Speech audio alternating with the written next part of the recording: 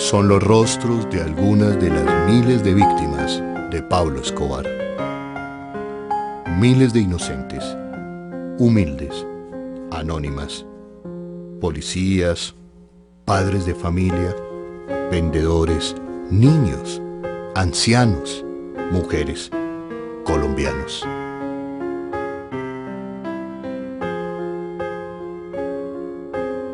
En total, dicen algunas cifras, fueron 10.000 las víctimas mortales del terror de Pablo Escobar Gaviria.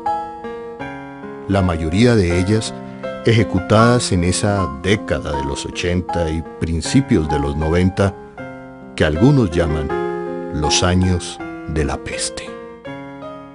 Para la memoria del país, para las nuevas generaciones, para sus hijos, hoy contamos esta historia trágica que a veces pretenden que se nos olvide, o es peor, que algunos quieren repetirla.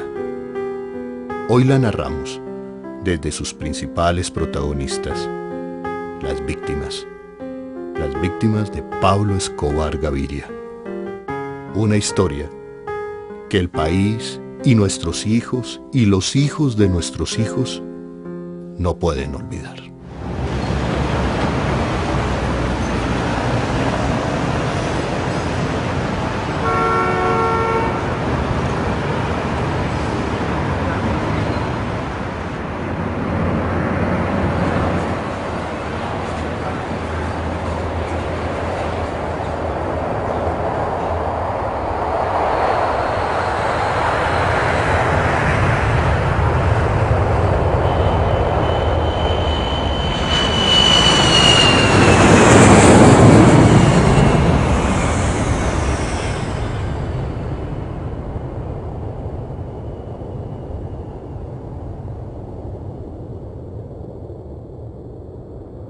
Mi nombre es Elizabeth Ballén, el de mi esposo era Jaime Alejandro Vanegas Sánchez. Mi nombre es Gustavo Aristizábal Arango y mi padre se llamaba Gustavo Aristizábal Escobar. Mi nombre es Oscar Francisco Rivera Vidal y el de mi papá era Oscar Francisco Rivera Mantilla. Mi papá se llamaba José Ignacio Vargas Mendoza. Mi nombre, Gloria Matilde Ortiz Legarda. Mi hermano Álvaro Ortiz Legarda.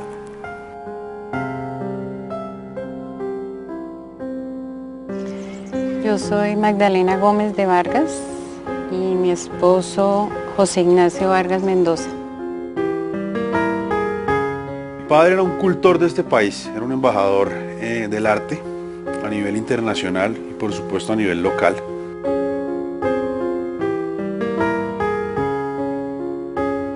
Y entonces yo le decía, mamita, mañana tu papá va en un avión, va a ir en un avión como ese. Y le decía, ¿y vas al cielo? Y él dijo, sí, mi amor, mañana voy en un avión y voy al cielo.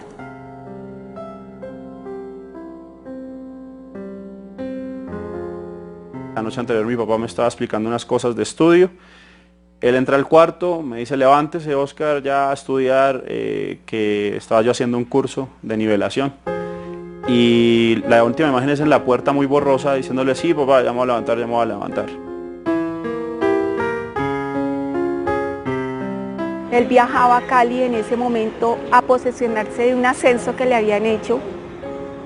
Él estaba feliz porque él había trabajado mucho para eso y él iba a tomar ya su ascenso el día lunes. Él regresaría a Bogotá el día miércoles. Entonces el fin de semana como hacía siempre que él podía, no lo dedicaba porque éramos los tres nada más. Mi hijo, que en ese momento tenía 5 años,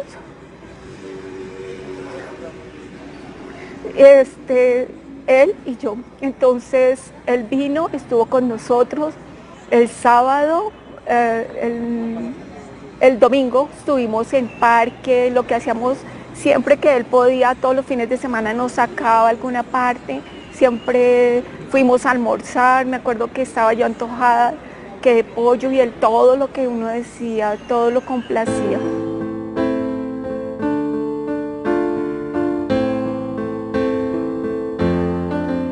Tradicionalmente mi padre tomaba ese vuelo regularmente todos los lunes, y entonces yo lo llevaba muy temprano, lo dejaba y me iba nuevamente a la universidad. Y cuando llega se encuentra con el tenor Gerardo Arellano, un hombre pues que todo el país lo conoce, y ellos llegan ahí, se encuentran, se saludan y bueno, acceden al tema. Yo me devuelvo y en el camino sigo escuchando la emisora preferida mía.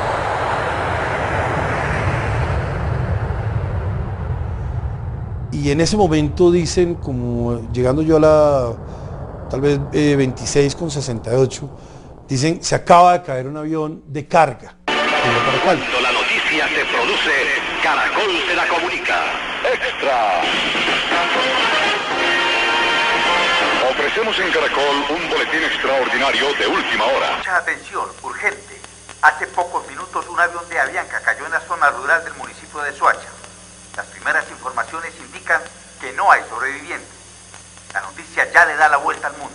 A primera hora de esta mañana, nuevos equipos de televisión española relevaban a los que a lo largo de la madrugada habían estado trabajando en la zona donde cayó el avión de Avianca. Entre las víctimas mortales se encuentran 2 oculistas españoles, los doctores Moreno Casanovas, jefe clínico del Hospital Clínico de Madrid, y López Bartoloschi, jefe de residentes de oftalmología. Una tía estaba viendo en ese momento con nosotros y empieza a gritar que se explotó un avión, que se explotó un avión, o que se cayó un avión. Yo paré, me detuve un momento para calmarme.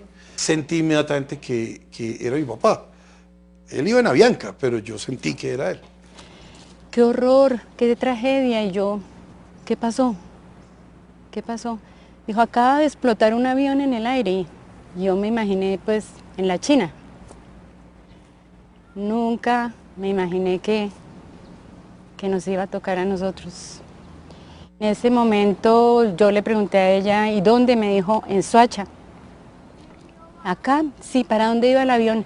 Me dijo, para Cali. Le dije, Nacho iba en ese avión. Inmediatamente. En ese instante yo sentí que Nacho había muerto. Yo le decía, ¿qué pasó? Él no podía hablar. Llegó y me dijo, camina porque parece que hubo un accidente y iban en un avión que iba para Cali.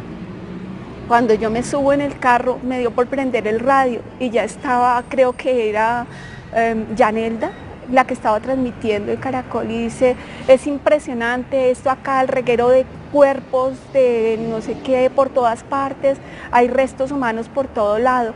Entonces yo inmediatamente apagué y mi cabeza empezó a volar. Al llegar esta mañana a las cercanías de Soacha, concretamente a la hacienda Canoas, los periodistas de este noticiero se encontraron con un espectáculo dantesco. Las 107 víctimas del accidente. Señor, ¿usted viene a buscar algún familiar? Sí, un hijo. ¿Cómo es el nombre de él? Ramiro Ortiz. ¿Cuántos años tenía? 26. ¿Hay confirmación que él tenía en el vuelo? Pues hasta ahora sí. Los 107 cuerpos destrozados fueron colocados en bolsas de polietileno para su posterior reconocimiento por parte de 5 médicos legistas y jueces de instrucción criminal. Camargo. ¿Cuántos años tenía? 45. De la familia no iba sino él. ¿Qué le han hecho aquí las autoridades? No, que no han encontrado papeles ni nada, que hay que esperar. ¿Y cuántos años su familia? 4 hijos.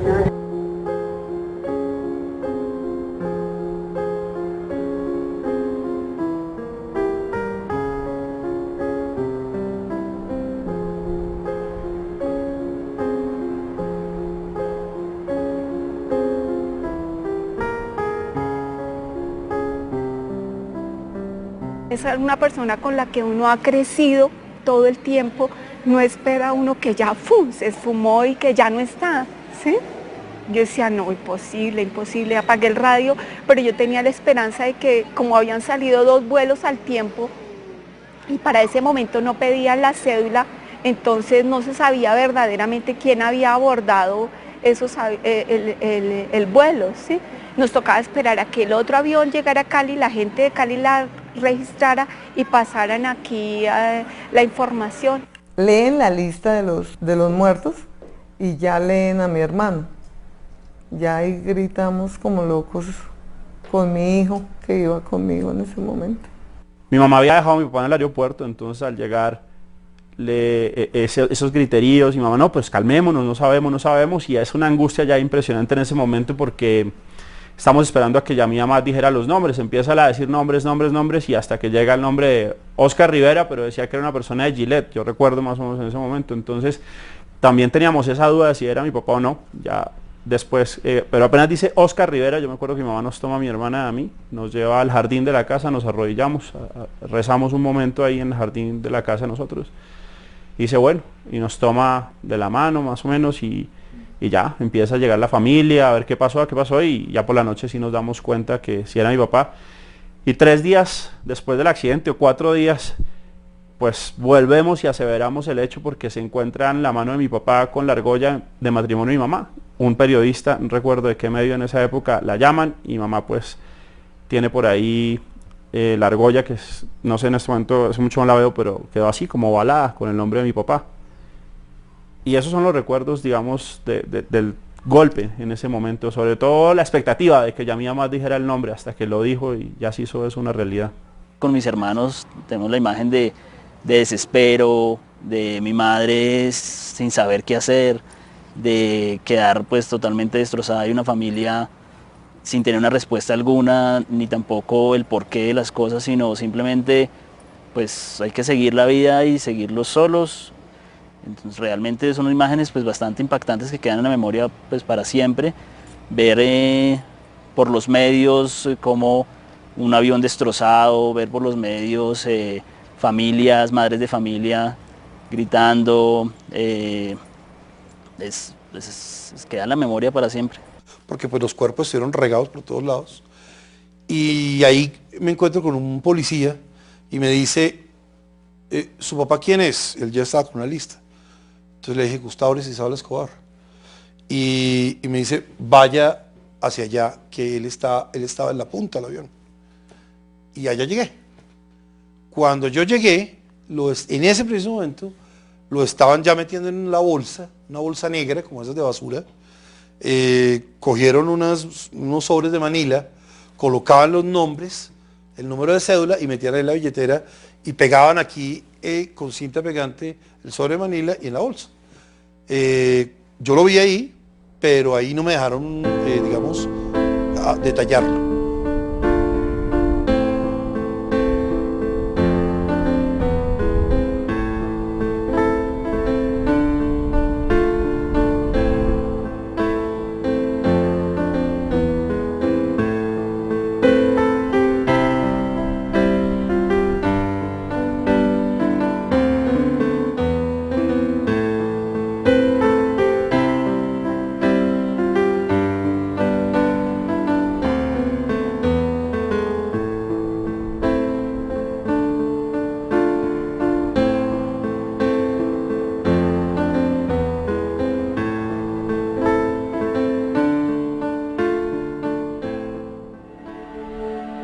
Las víctimas siempre quieren encarar a sus victimarios. Siempre tienen preguntas. ¿Por qué? ¿Por qué mi padre? ¿Por qué mi madre? ¿Por qué mi hijo? ¿Por qué los mataron? Hace 2 años, Federico Arellano, el hijo del tenor Gerardo Arellano, quien muriera en el avión de Avianca, tuvo la oportunidad de visitar al principal lugarteniente de Pablo Escobar, a John Jairo Velázquez Vázquez, alias Popeye. El hijo de Gerardo Arellano lo miró a los ojos para hacerle la pregunta que los familiares de las 107 víctimas del avión de Avianca quieren hacerle.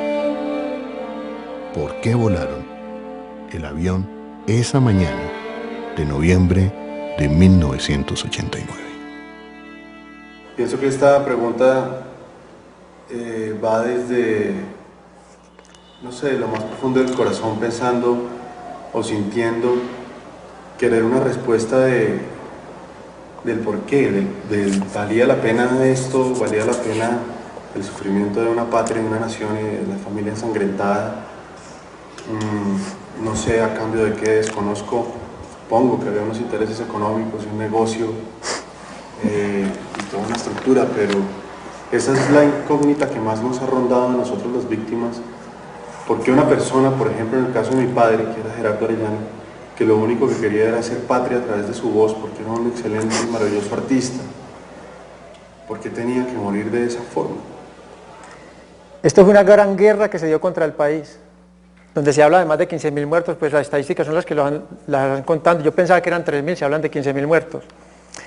En esa época había una guerra contra el Estado de Colombia, por la nuestra tradición de colombianos hacia los Estados Unidos de Norteamérica.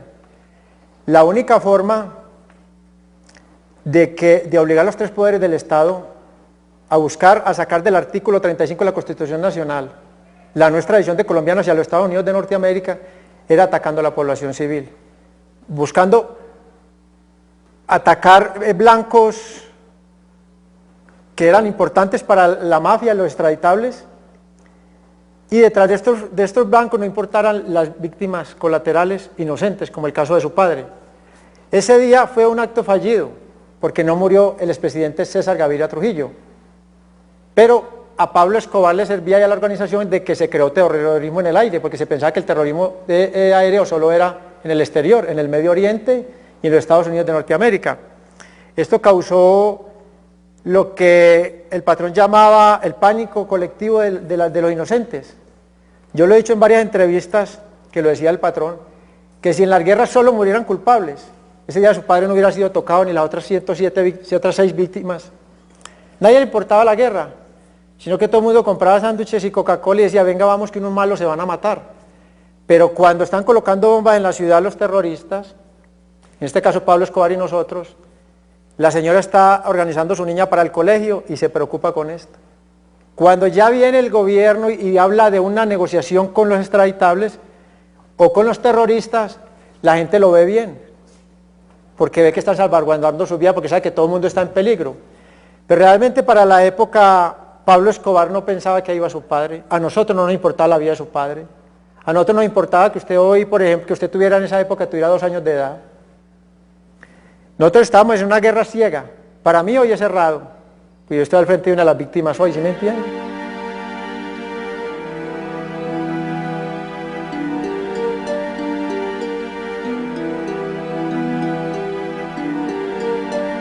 Este hombre, Darío Uzma, fue el encargado de subir la bomba al HK 1803 esa mañana. Junto a él, un hombre, al parecer menor de edad y conocido en el lenguaje de Lampa como un suizo, es decir, un suicida.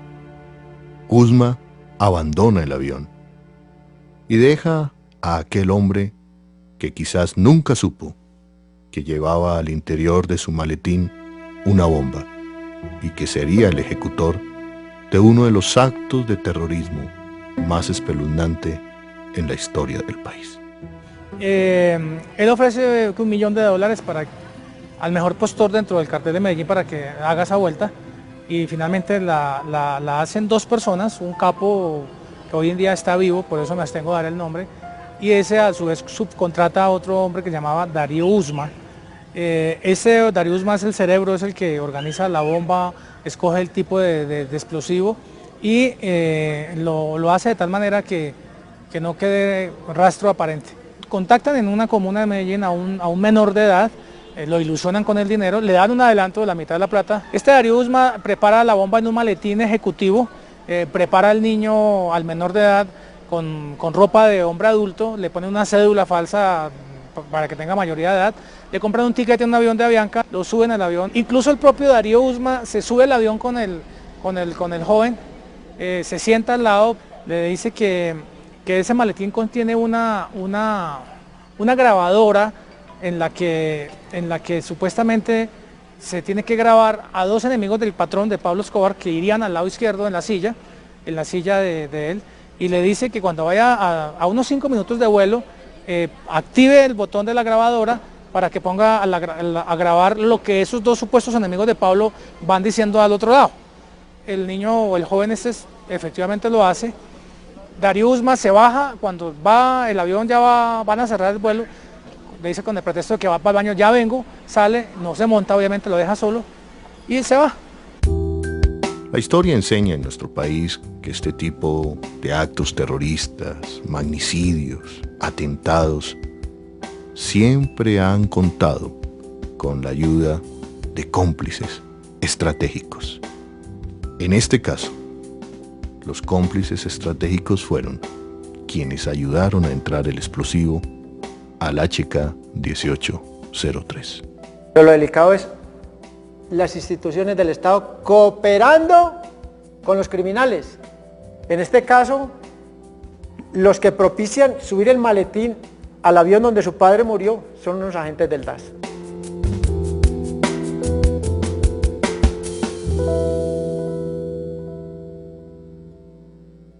Este hombre sigue todavía vigente en este país. Mi vida se partió ahí. Ahí se partió, me mutilaron la vida. Estoy hablando del Estado, estoy hablando de la clase política, estoy hablando de los narcoparamilitares y estoy hablando, por supuesto, de Pablo Escobar y su organización. Pienso que es un país sin gobierno, el que permite que cosas como estas sigan ocurriendo. Porque Pablo Escobar ya había ganado la guerra contra el Estado, arrodilló la República de Colombia, los tres poderes del Estado, el cuarto, que es la prensa, también lo arrodilló a punta de bala.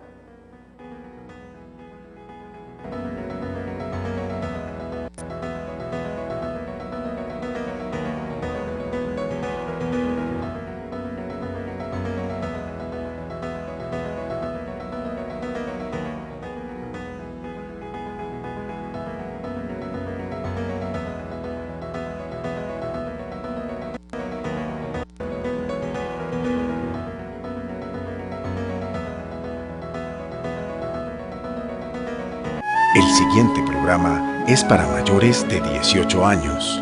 Puede contener escenas de sexo y violencia. Clasificación adulto.